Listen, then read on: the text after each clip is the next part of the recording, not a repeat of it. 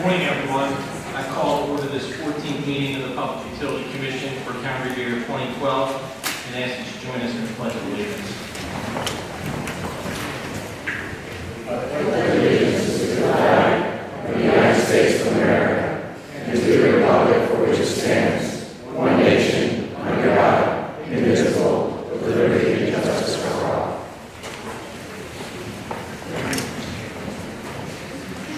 The first matter on this morning's agenda is the approval of the minutes from the June 21st meeting. Commissioner Gardner, you're the editor of the minutes. Thank you, Mr. Chairman. I have reviewed the minutes of the June 21st, 2012 public meeting and move that they be approved as submitted. Second. Any discussion? Any objections? Hearing none, the minutes are approved as submitted. Pleasure to welcome to the podium to begin public meeting, Ms. Cheryl Walker Davis. Good morning. Good morning, Mr. Chairman. Good morning, Commissioners. Good morning.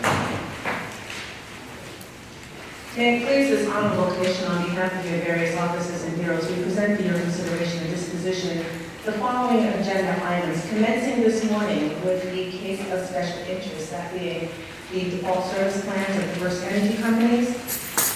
There is a binding poll that's being used to facilitate the commission's vote. In this case, the audience is reminded that the issue sheets which they've been provided may not be exactly the same as the sheets that the commissioners have. The issue sheets are provided for the purpose of providing a mechanism to characterize the outstanding issues in the case.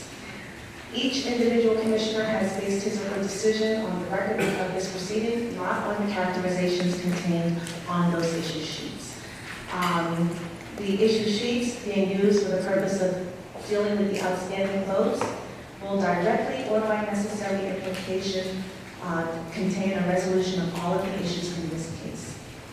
With that having been said, we will proceed with the poll. Issue number 1 pertains to WPP consolidation of service types 20 and 30. Commissioner Whitmer. ALJ. Commissioner Cawley. Well, I'll start off by being alone and right, being the best reason. Speechless. But it's tough being alone, right? But we respect.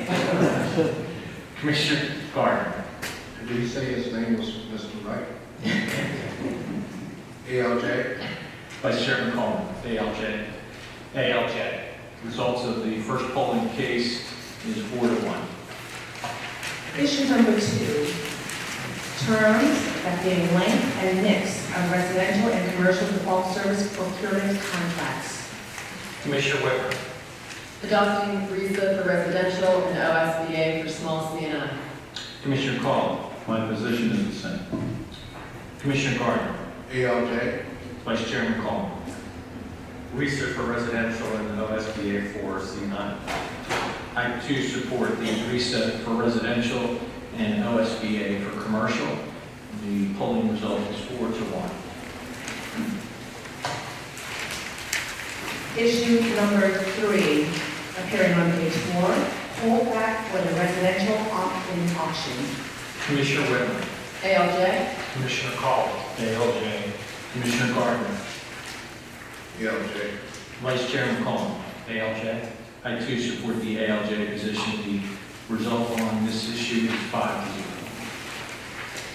Issue number 4, supplier load caps. Commissioner Whitmer. RESA. Commissioner Cawley. RESA. Commissioner Gardner. RESA. Vice Chairman Coleman. RESA. I too support the RESA position. The end result on supplier load caps is 5-0. Issue number 5, WPP industrial hourly price default service fixed adder for suppliers. Commissioner Whitmer. ALJ. Commissioner Cawley. ALJ. Commissioner Gardner. ALJ. Vice Chairman Coleman. ALJ. I too support the ALJ position. The end result is a 5-0 vote. Issue number 6, West Penn Power and Industrial hourly price default service procurement and default service rider, conversion from KW to KWH capacity pricing. Commissioner Weber, ALJ. Commissioner Cully, Industrials. Commissioner Gardner, ALJ. Vice Chairman Coleman. ALJ. I too support the ALJ position. The polling results on this case is 4-1. Issue number 7, WPP Industrial hourly price default service, conversion from day ahead to real-time pricing. Commissioner Weber, Companies. Commissioner Cully, Industrials. Commissioner Gardner, Companies. Vice Chairman Coleman. Companies. I too support the company's position. The polling result is 4-1. Issue number 8, modification of solar photovoltaic alternate energy credits. Commissioner Weber, Industrials. Commissioner Cully, Industrials. Commissioner Gardner, ALJ. Vice Chairman Coleman. Industrials. I too support the industrial's position. Polling result is 4-1. Issue number 9, market adjustment charge, noting the statement of Commissioner Whitmer. Commissioner Weber, ALJ. Mr. Chairman, I could recognize your statement. like my statement read into the record as if I read it in its entirety. As part of their default service plans, the companies proposed including a market adjustment charge in their price to compare riders. As proposed, the MAC would be a bypassable charge imposed on non-shopping residential and commercial customers. While I agree with the administrative law judge's rejection of the MAC, I am encouraged by some of the creative proposals set forth by various parties, including RESA and Dominion Retail. As a proponent of competitive markets, I believe that it's in the public interest to ensure that the default service price to compare properly reflects current market conditions and not include other charges that serve to artificially inflate or depress this important price signal. I find merit in the proposals put forth by RESA and Dominion that may help to remove the impact of non-market issues on the price to compare. At the same time, I also believe that these proposals deserve a fuller vetting within the context of the Commission's RMI investigation and the proceeding initiated by Commissioner Colley at the July 19, 2012 public meeting related to default service interim reconciliation guidelines. Thank you. Commissioner Cully, ALJ. Commissioner Gardner, ALJ. Vice Chairman Coleman. ALJ. I too support the ALJ position. The polling result is 5-0, noting the statement of Commissioner Weber. Issue number 10, appearing on page 12, recovery of non-market-based transmission charge through the default service support rider, allocation of costs to large CMI customers. Commissioner Weber, Industrials. Commissioner Cully, Industrials. Commissioner Gardner, ALJ. Vice Chairman Coleman. Industrials. I too support the industrial's position. The polling results on this matter 4-1. Issue number 11, recovery of NMD transmission charge through the DSS rider, collection of generation deactivation, and unaccounted for energy costs, noting the statement of Commissioner Gardner. We'll begin with the vote. Commissioner Weber, Industrials. Commissioner Cully, Industrials. Commissioner Gardner, I'm not sure what my position is, but I'm just saying from everything else. is that a definite maybe statement? Vice Chairman Coleman, Industrials. I too support the industrial's position. Polling results on this matter are 4-1, noting the statement of Commissioner Gardner. Will the statement be presented?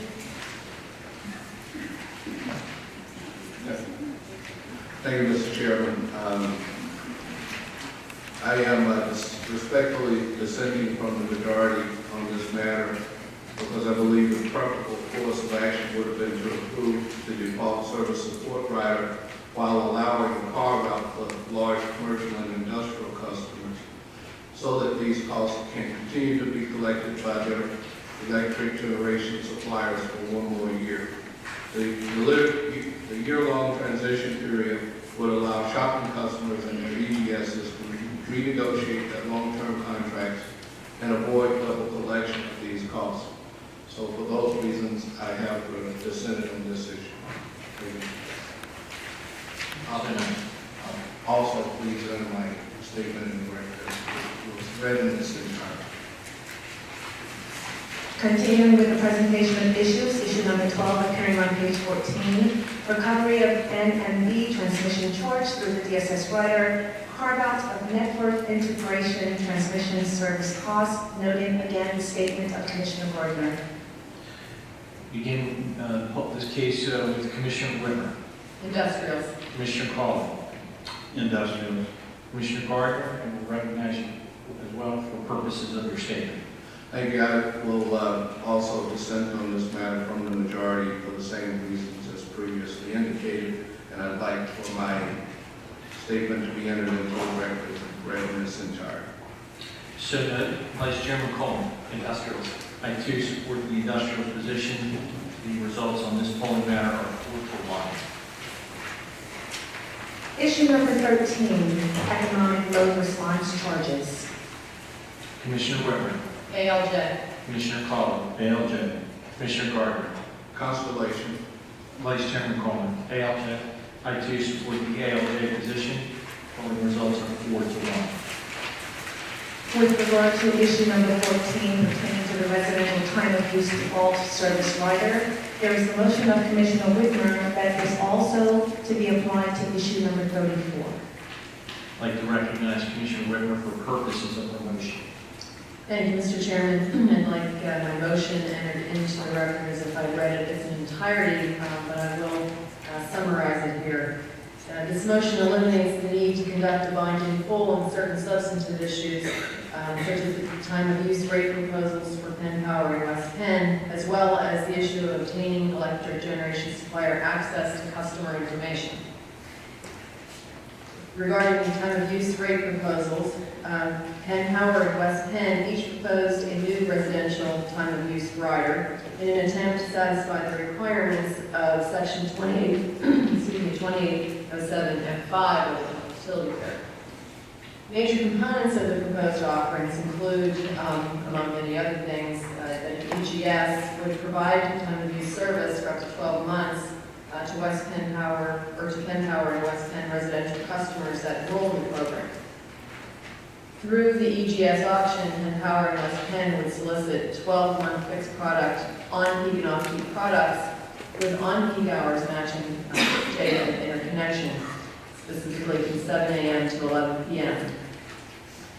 In the recommended decision, the ALJ recommended that the proposed time of use rate option for Penn Power and West Penn be deferred until there is a larger penetration of smart meters, and that a time of use rate option that's reasonable and typical of use rates in general. Although I disagree with the ALJ that these time of use offerings should be rejected because of the current lack of deployed smart meters, I do agree that the terms and conditions of the proposed time of use offering, specifically the overly expansive on-peak time period, renders the proposed programs unreasonable at this time. But rather than simply allowing West Penn to seek continuance of its critical peak rebate program in the interim, the Commission will require the companies to submit a revised time of use proposal for Penn Power and West Penn within 60 days for our review and approval.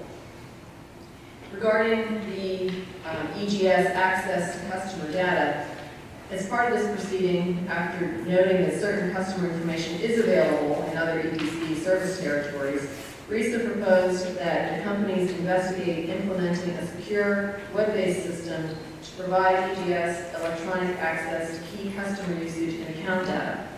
In response, the ALJ recommended that this issue be addressed in one of the RMI working groups.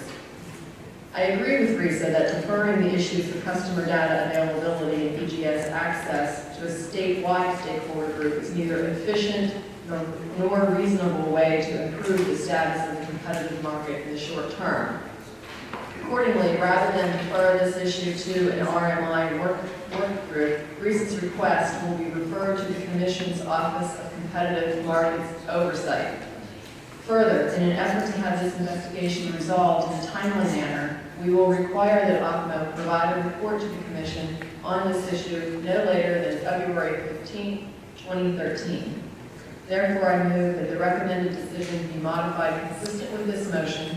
The Office of Special Assistance draft an appropriate order consistent with this motion. Second. The motion passes unanimously, and obviously the polling results reflect that, 5-0.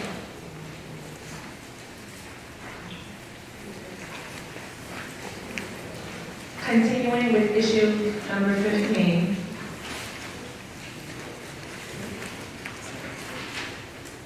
Reconciliation of PTC rider.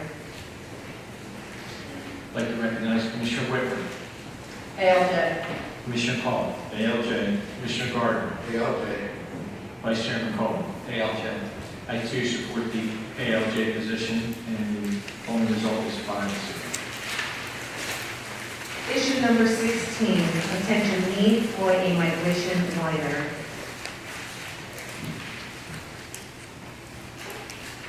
Commissioner Whitmer, Risa.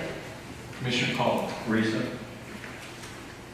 Commissioner Gardner, Risa. Vice Chairman Coleman. Risa. I too support the RISA position. The polling results are 5-0. Also, Mr. Chairman, just as a point of clarification, although issue number 14 did not contain a roll call, the statement that there was no dissent was sufficient to note the proper recording of the vote. Yes. Continuing with the presentation of issues. Issue number 17, small, commercial, and industrial customer participation in the market enhancement programs. Commissioner Whitmer, Risa. Commissioner Cawley, Risa. Commissioner Gardner, Risa. Vice Chairman Coleman. Risa. I too support the RISA position. Polling results 5-0. Issue number 18, shopping customer participation in the market enhancement proposal. Commissioner Whitmer, ALJ. Commissioner Cawley, ALJ. Commissioner Gardner, ALJ. Vice Chairman Coleman. ALJ. I too support the ALJ position, and the polling results are 5-0. With regard to issue number 19, pertaining to the timing of retail opt-in, customer solicitation, and EGS auction, there is the motion of Commissioner Whitmer, which also applies to issues number 22, 27, 28, and 33, and we will so note when we reach those issues. I'd like to recognize Commissioner Whitmer for purposes of a motion. Commissioner Whitmer. Thank you, Mr. Chairman, and I would like my motion entered into the record as if I read it in its entirety. This motion eliminates the need to conduct a binding poll on the following issues: timing of the retail opt-in, customer solicitation, and electric generation supplier auction, the ROI discount from the PTC, structure of the retail opt-in auction, recovery of the market enhancement program costs, and modification to the new and moving customer referral program. I think everyone will be happy to know that in light of this lengthy motion and in the interest of everyone's time, I will only highlight that portion of the motion which deals with the retail opt-in program product. As initially proposed, the ROI product would have been obtained through a competitive auction process and would have been established on the basis of a percentage discount on the price to compare. Upon further review of the intermediate work plan final order, as well as the recommended decision and exceptions in this proceeding, I recommend that the ALJ's recommendation be rejected.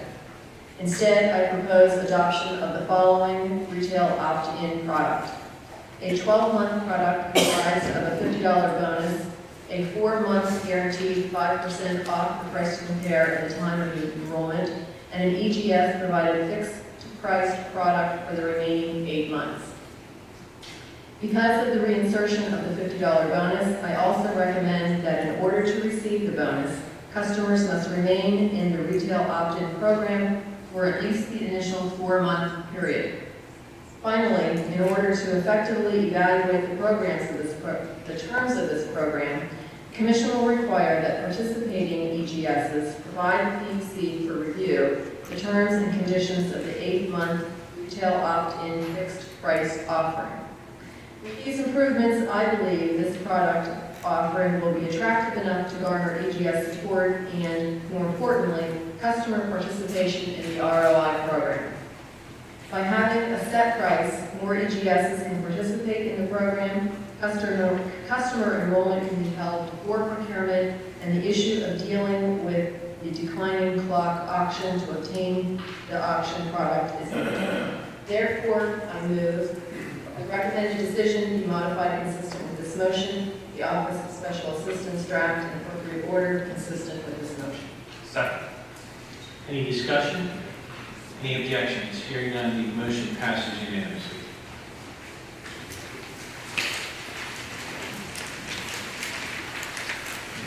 Proceeding now to the next issue. Issue number 20, ROI Program Customer Participation Cap. Commissioner Whitmer, ALJ. Commissioner Collins, ALJ. Commissioner Gardner, ALJ. Vice Chairman Coleman. ALJ. I too support the ALJ position. Polling results on this matter are 5-0. Issue number 21, ROI Supplier Participation Load Cap. Commissioner Whitmer, ALJ. Commissioner Collins, ALJ. Commissioner Gardner, ALJ. Vice Chairman Coleman. ALJ. I too support the ALJ position. Polling results are 5-0. Issue number 22, ROI Discount. Issue number 23, Bonus Payments. Commissioner Whitmer, Teresa. Commissioner Collins, Risa. Commissioner Gardner, Lisa. Vice Chairman Coleman. Risa. I too support the RISA position, and the polling results are 5-0. Issue number 24, ROI Aggregation Agreement, Customer Contracts, and Disclosure Statements. Commissioner Whitmer, Teresa. Commissioner Collins, Risa. Commissioner Gardner, Lisa. Vice Chairman Coleman. Risa. I too support the RISA position. Polling results are 5-0. Issue number 25, Customer Testing Prior to ROI Auctions. Commissioner Whitmer, ALJ. Commissioner Collins, ALJ. Commissioner Gardner, ALJ. Vice Chairman Coleman. ALJ. I too support the ALJ position. Polling results are 5-0. Issue number 26, Post-ROI Program Rates. Commissioner Whitmer, ALJ. Commissioner Collins, ALJ. Commissioner Gardner, ALJ. Vice Chairman Coleman. ALJ. I too support the ALJ's position. Polling results are unanimous, 5-0. It should be noted that issue number 27 pertaining to the structure of the ROI auction was already disposed of in the motion at issue 19. Likewise, for issue number 28 pertaining to the recovery of market enhancement program costs. Continuing with issue number 29, appearing on page 32. Customers solicited for customer referral program, customers with high bill complaints. Commissioner Whitmer, Teresa. Commissioner Collins, Risa. Commissioner Gardner, Lisa. Vice Chairman Coleman. Risa. I too support the RISA position. Polling results are 5-0. Issue number 30, cap customer participation in the market enhancement programs. Commissioner Whitmer, Companies. Commissioner Collins, Companies. Commissioner Gardner, Companies. Vice Chairman Coleman. Companies. I too support the company's position. Polling results are 5-0. Issue number 31, term of the standard offer product and length of the 7% discount. Commissioner Whitmer, ALJ. Commissioner Collins, ALJ. Commissioner Gardner, ALJ. Vice Chairman Coleman. ALJ. I too support the ALJ position. Polling results on this matter are 5-0. Issue number 32, sequencing the ROI auction program and the standard offer referral program. Commissioner Whitmer, FES. Commissioner Collins, FES. Commissioner Gardner, First Energy Solutions. Vice Chairman Coleman. FES. I too support First Energy Solutions. Polling results are 5-0. It should be noted that issue number 30 pertaining to the modifications to the new moving customer referral program has been disposed of in the motion offered for issue number 19. And it should be noted that issue number 34 with regard to the EGS access to customer data was disposed of previously with regard to the motion sponsored at issue number 14. With that having been said, that does conclude the issues to be pulled. Thank you. Before we jump into our formal agenda, I just want to thank Judge Barnes, who was in charge of this case. Judge Range did a tremendous job, and I just want to thank her on behalf of my colleagues and I. We've got more DSP cases in the queue, so I want to thank her personally for the work on this case. Continuing with the presentation of agenda items and matters on behalf of the Bureau of Technical Utility Services, it is recommended in omnibus fashion that the Commission adopt all items appearing on pages 2, 3, 4, and 5 through and including the recommendation pertaining to Jeffrey B. Ott, THS Towing. So moved. Second. Any discussion? Any objections? Hearing none, the motion passes unanimously. On behalf of the Director of Administration, it is recommended that the Commission adopt the recommendation pertaining to the assessment upon pipeline operators applicable under Act 127. So moved. Second. Any discussion? Let me recognize Vice Chairman Coleman for purposes of an oral statement. Thank you, Mr. Chairman. Today, the Commission is approving the Act 127 assessment on applicable pipeline operators for fiscal year 2012. Although I'm voting to approve the assessment, I'm concerned about the assessment amount. I do realize that the assessment is cost-based and that the Commission is committed to keeping the cost as low as is reasonably possible. The Commission is also committed to obtaining whatever federal funding is available to fund the program to help offset the cost of the basis of the assessment. I would note that any reduction in these costs for fiscal year 2012 from the receipt of federal funds, as well as assessments of additional pipeline operators who would need to be subject to assessment and that have failed to register, will be passed on directly to the pipeline operators in the form of reconciliation. Thank you, Mr. Chairman. Thank you, Vice Chairman Coleman. Any further discussion? Any objections? Hearing none, the motion passes unanimously, noting the oral statement of Vice Chairman Coleman.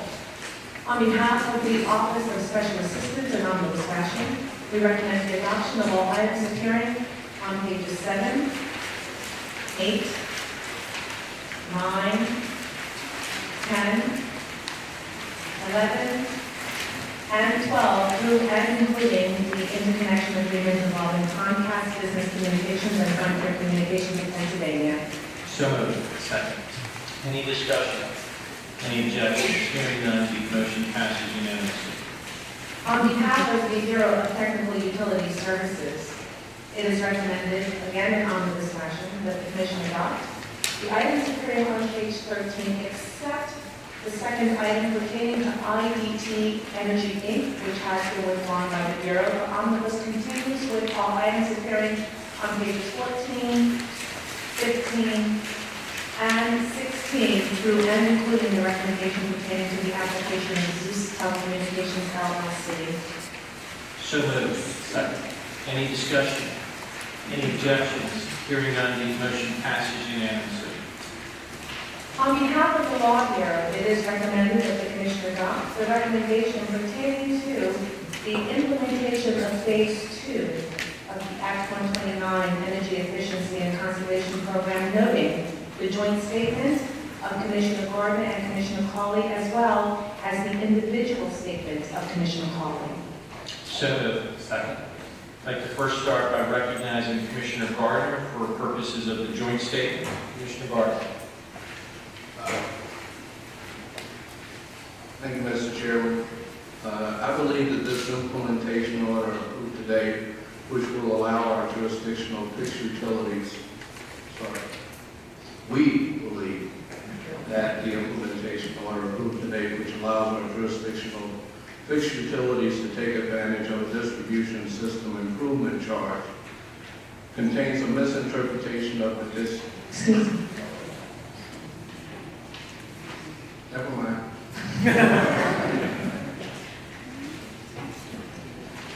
Here's one of your staff, get me some names. Before the Public Utility Commission for our consideration and disposition is the order which establishes energy efficiency reductions in consumption that the Commonwealth Electric Distribution Companies must attain during the second phase of the EEFC program, beginning June 1st, 2013. It appears that not only will our Act 129 EDCs meet their consumption reduction targets, some EDCs may exceed those targets. This is commendable. Every kilowatt hour of reduction is money which will remain in Pennsylvania electric ratepayer pockets.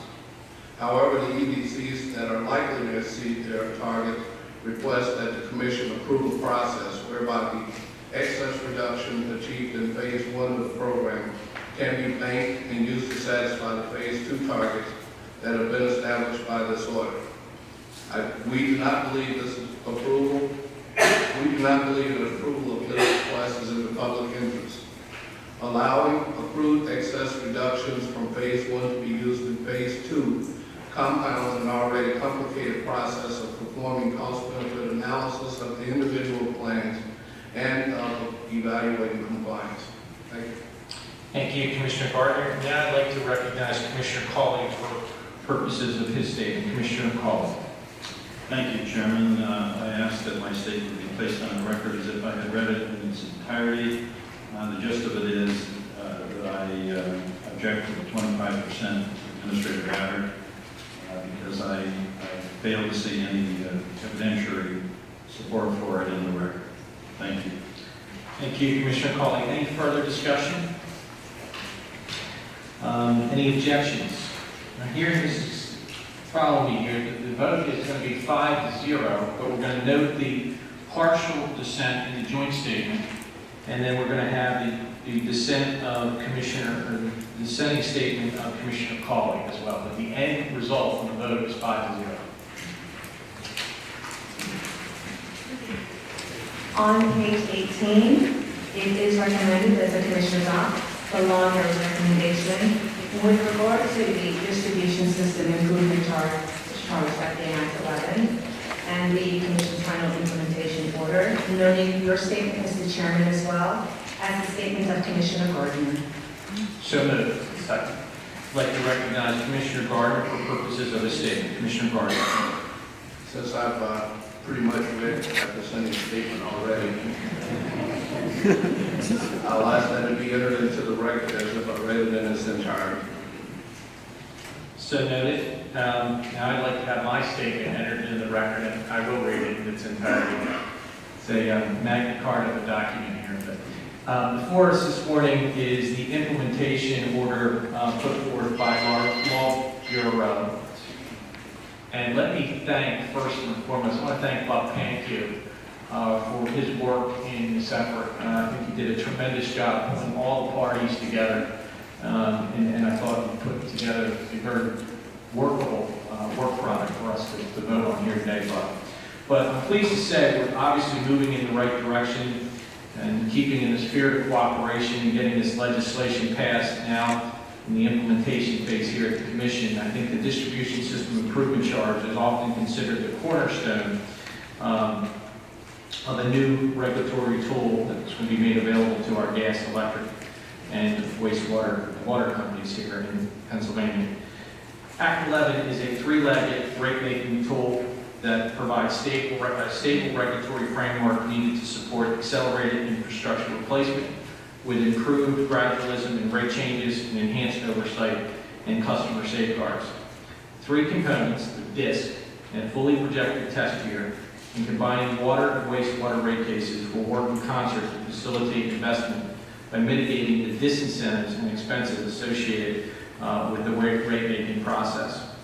As noted in a recent American Water Works Association report, I quote, "Deferring needed investment today will only result in greater expenses tomorrow and pass on greater burden to our children and grandchildren. Act 11 gives us the mechanisms to confront our infrastructure challenges now and do so across the board for gas, electric, water, and wastewater." The spirit of cooperation that I mentioned earlier, as well as the compromise that exists in getting this piece of legislation passed, permeates our base rate setting process here at the Commission. A fully blown rate case, as we know, is very expensive, in fact, in some cases exceeding over $1 million, which, as we all know, at the end of the day, customers pay those expenses. A significant number of base rate cases before us, as we know, reach settlement. Clearly, this is a good thing for customers, companies, and the Commission, saving a substantial amount of time and expense associated with a rate case. Most settlements are black box, as parties to the cases do not want to disclose positions on individual issues and adjustments, and they reach agreement on every issue in the case to calculate the revenue requirement is at best, as I'm told, a difficult and impractical process. I support settlements, and I see the black box option as an integral part to the success of the settlement process. For the record, settlements do not disrupt our ability to monitor utilities' earnings and performance or implement mechanisms such as those available under Act 11. Again, I'd like to acknowledge the parties that participated in the proceeding that resulted in the passage of Act 11 and today's implementation order. Again, I want to thank Buck Pitt, you and the team and our lobby for their leadership in putting forth this morning's document. Thank you very much. Any further discussion? Mr. Chairman, I'd like to associate myself with your statement. So noted. Any further discussion? We have one objection, and I believe the motion will pass 4-1, noting the dissenting statement of Commissioner Gardner. It is recommended that the Commission adopt the law bureau recommendation, the remaining item pertaining to the PPL electric utilities proclamation petition to add new programs. So moved. Second. Any discussion? Any objection? Hearing none, the motion passes unanimously. On behalf of the Office of Administrative Law Judge, it is recommended that the Commission adopt the recommendation of ALJ Long, noting the statement of Commissioner Gardner. So moved. Second. I'd like to recognize Commissioner Gardner for purposes of the statement. Commissioner Gardner. Thank you, Mr. Chairman. I'd like for my statement to be entered into the record as if read in its entirety. Our electric distribution companies are aware of the fact that the statewide minimum inspection and treatment cycle of vegetation management is between 4 and 8 years for distribution facilities. However, implementation of a vegetation management schedule must be balanced against the duty to provide safe, reliable, and adequate service. In this case, West Penn proactively revises vegetation management programs in 3 important ways. First, the company will trim 100% of its rural service territory within 5 years instead of 8 years. Second, the company is prioritizing trimming from substation to the first protective device so that 100% of this prioritized corridor will be trimmed within 3 years. Lastly, the company expects to increase its vegetation management budget from $7.1 million in 2010 to a projected $25 million in 2012. I believe that West Penn's increased dedication to vegetation management will lead to higher reliabilities for its rural customers. I strongly encourage all of our electric distribution companies to manage their vegetation management and trimming programs and proactively modify them based upon their reliability indices. Doing so is a part of ensuring that Pennsylvania electric consumers receive safe, reliable, and adequate service. Thank you. Thank you, Commissioner Gardner. Any further discussion? Any objections? Hearing none, the motion passes unanimously. With the Richard Adamovich versus West Penn Power case being the only case on the OALJ agenda, that concludes the presentation of agenda items, Mr. Chairman. Are there any other items to come before the Commission here this morning? I don't believe so. I want to make one recognition. I know she's going to be very upset that I'm doing this, but one of our former ALJs is here, Marcy Chestnut. And Judge Chestnut, I know we recognize you in a retirement send-off, but she's been a good friend to me when I go down to see her in Philadelphia. We miss you, but we know now you've gone to the dark side, working at a law firm. And please take it easy on us here at the bench. But I want to recognize Judge Chestnut. Thank you very much.